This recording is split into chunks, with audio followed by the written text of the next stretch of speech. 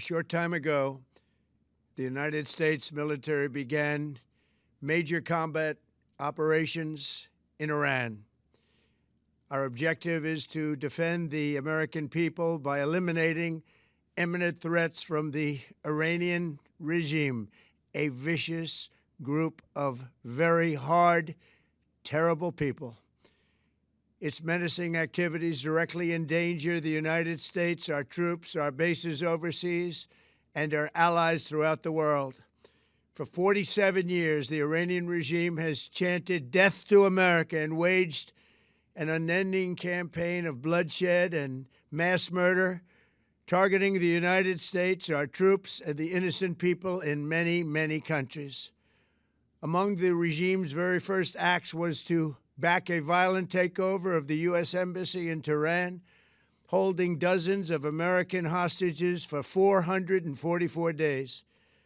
In 1983, Iran's proxies carried out the Marine barracks bombing in Beirut that killed 241 American military personnel. In 2000, they knew and were probably involved with the attack on the USS Cole. Many died. Iranian forces killed and maimed hundreds of American service members in Iraq. The regime's proxies have continued to launch countless attacks against American forces stationed in the Middle East in recent years, as well as U.S. naval and commercial vessels in international shipping lanes. It's been mass terror, and we're not going to put up with it any longer. From Lebanon to Yemen and Syria to Iraq, the regime has armed, trained, and funded terrorist militias that have soaked the earth with blood and guts. And it was Iran's proxy, Hamas, that launched the monstrous October 7th attacks on Israel, slaughtering more than 1,000 innocent people, including 46 Americans, while taking 12 of our citizens hostage. It was brutal, something like the world has never seen before. Iran is the world's #1 state sponsor of terror and just recently killed tens of thousands of its own citizens on the street as they protested. It has always been the policy of the United States, in particular, my administration, that this terrorist regime can never have a nuclear weapon. I'll say it again, they can never have a nuclear weapon. That is why in Operation Midnight Hammer last June, we obliterated the regime's nuclear program at Fordow, Natanz, and Isfahan. After that attack, we warned them never to resume their malicious pursuit of nuclear weapons, and we sought repeatedly to make a deal. We tried.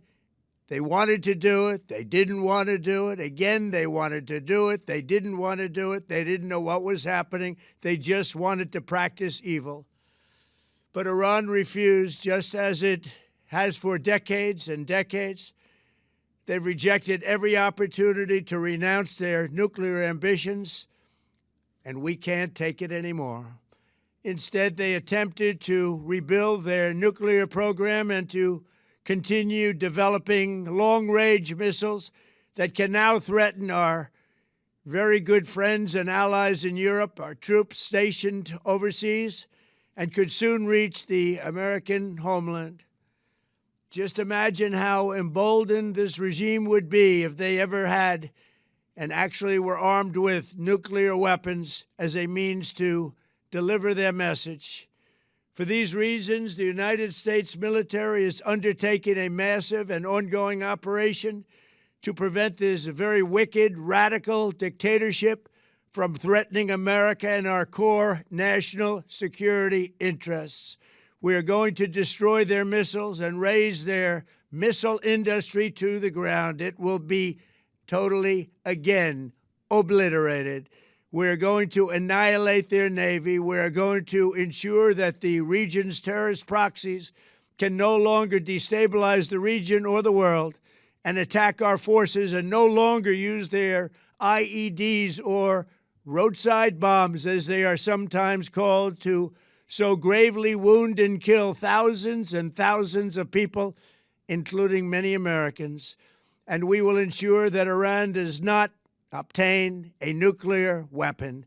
It's a very simple message. They will never have a nuclear weapon. This regime will soon learn that no one should challenge the strength and might of the United States Armed Forces. I built and rebuilt our military in my first administration, and there is no military on earth even close to its power, strength, or sophistication. My administration has taken every possible step to minimize the risk to U.S. personnel in the region. Even so, and I do not make this statement lightly, the Iranian regime seeks to kill. The lives of courageous American heroes may be lost, and we may have casualties. That often happens in war. But we're doing this not for now. We're doing this for the future, and it is a noble mission. We pray for every service member as they selflessly risk their lives to ensure that Americans and our children will never be threatened by a nuclear-armed Iran. We ask God to protect all of our heroes in harm's way, and we trust that, with His help, the men and women of the armed forces will prevail. We have the greatest in the world, and they will prevail. To the members of the Islamic Revolutionary Guard, the armed forces, and all of the police, I say tonight that you must lay down your weapons and have complete immunity, or, in the alternative, face certain death. So, lay down your arms. You will be treated fairly with total immunity, or you will face certain death. Finally, to the great, proud people of Iran, I say tonight that the hour of your freedom is at hand. Stay sheltered. Don't leave your home. It's very dangerous outside. Bombs will be dropping everywhere. When we are finished, take over your government. It will be yours to take. This will be probably your only chance for generations. For many years, you have asked for America's help, but you never got it.